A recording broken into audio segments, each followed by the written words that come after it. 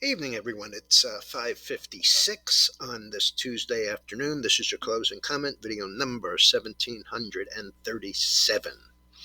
Okay, so um, we had some earnings today and some last night that didn't show up until this morning, market wise.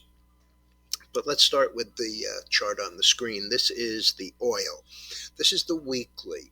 And while everybody, including me, is long term bullish on this, I did have to point out a couple of months ago about the fact that we had the blow off high right here at 130 and a half, and then we had a lower high.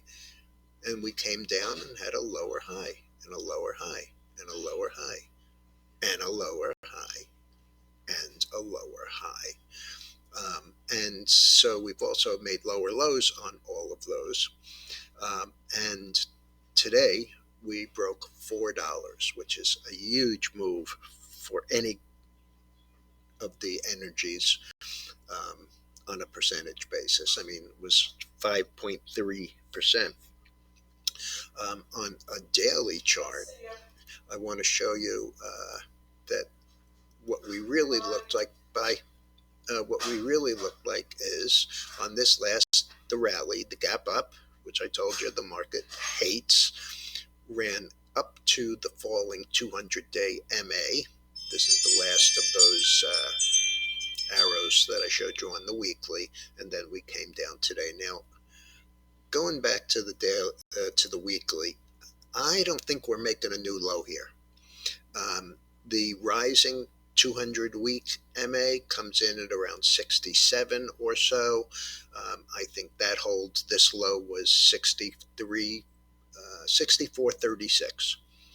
I don't think that we'd go through that, but a close below this 68.93 just makes it really difficult to even consider where we'd go from there. I mean, have to go back. This is basically a major area of support in this $70 area. And of course, the bottom of that area is around 62. I don't think we're going there, but clearly we could. This was based on the poor numbers that we got this morning for, let's see, we got JOLTS, the job openings, which were lower, way lower, below 10 million. And we had factory orders, which were, the consensus was 1.4%. It only came in at 0.9%. And that was down from a previously revised 1.1. So this is another one of those numbers that, of course, we rely on, and they constantly change. Okay. Just so that I can get ahead of myself here, tomorrow at 7 o'clock we have mortgage index. We have at 8:15 the ADP employment changes. Expectation is for 142 versus last month's 145. At 9:45, after the market opens, we have final April IHS Market Services PMI. The prior was 53.7. That's another one of those over 50 expanding, under 50 declining. Then at 10 o'clock, we have ISM non-manufacturing, expecting 51.9 versus 51.2. 10:30 crude oil inventories, and at 2 o'clock the FOMC. Now, as far as the market today, we were down 600 at the low. We finished down 367. It seems like a lot, but it's only 1%. The NASDAQ was down also 1.08%, 132. The issue for me was that the advanced declines were 4-1 down on the NYSE, 2.5-1 down on the NASDAQ, and the Dow stocks were actually 27 down, 3 up. Volume also expanded from yesterday's 5.1, which was a little above average, to 5.5 billion. That's pretty big. For a minute there, I thought that maybe people were actually learning something, um, but that was easily dispelled. We had the Uber earnings this morning. I told you it was up 378, and their beat was versus expectations. They actually had a loss, and it was only a penny better than last loss, 8 versus 9. And the stock remarkably moved. When I mentioned it this morning, it was up 11 and a half. It actually finished up higher than that. And I want to mention one thing. You know, there's such a thing as real advertising that's truthful. Then there's the kind that Uber does. As I was getting ready to do this call, I saw an email from Uber Eats, 70% off your next two delivery orders. And then all the way at the bottom, in the tiniest of tiny print, $20 maximum. So, what a crock of crap. 70% off, but only up to $20. So, if you're looking to really save something, you're screwed. AMD, also a beat, top and bottom line, except it wasn't. Revenue was lower. The stock was 89.91, up 22 cents at the close. After the headline print, which is getting to be pretty normal here, after the headline print of the beat, the stock rallied up to 92. Then it started leaking out that their actual numbers were not exactly a beat, and the stock moved right back down to 83.90. The last is 84.84, down 485 or 5.5%. SoFi, same situation. Yesterday, the stock was down yesterday, 12.2%, 547, down 76. Today it was 491, down 56, another 10%. Starbucks, a beat, top and bottom. Wow. Uh, Stock closed down a dime at 114 and change. On the headline, up to 118. Then, as people started to actually look at the numbers, we fell straight back down to 108. The last is 109.80, down 476 or 4%. Carl Icahn was the subject, IEP, which is Icahn Enterprises, was the subject of a Hindenburg piece today.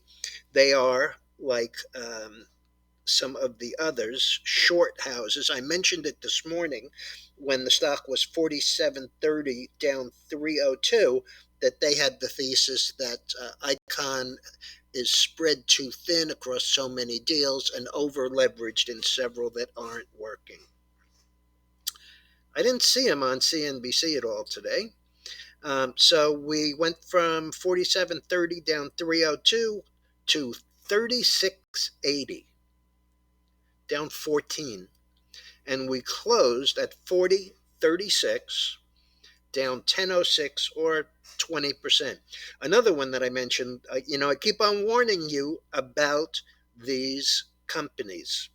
Yesterday, GDC.